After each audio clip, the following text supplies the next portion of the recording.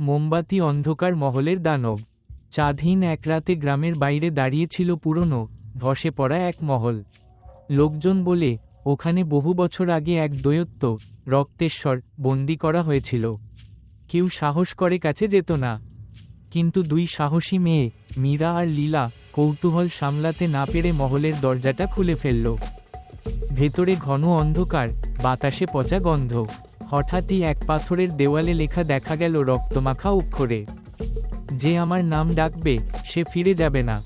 মীরা হেসে বলল, ভূতের নাম বলে কিছু হয় না। সে আওয়াজ করল, রক্তেশ্বর। এক মুহূর্তে বাতাস থেমে গেল, মোমবাতির শিখা নিভে গেল, তারপর ভেসে উঠল ভারী নিঃশ্বাসের শব্দ। লীলা কাঁপতে কাঁপতে ফিরে তাকালো।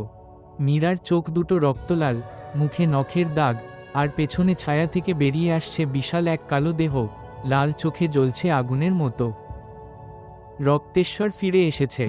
পরদিন সকালে গ্রামের লোকেরা মহলের দরজা খুলে পেল শুধু দুটি জ্বলন্ত চোখ, আর শোনা যাচ্ছিল দুটো মেয়ের ফিসফিসানি, যেন কেউ এখনো মহলের ভিতর থেকে ডাকছে, আমাদের বাঁচাও।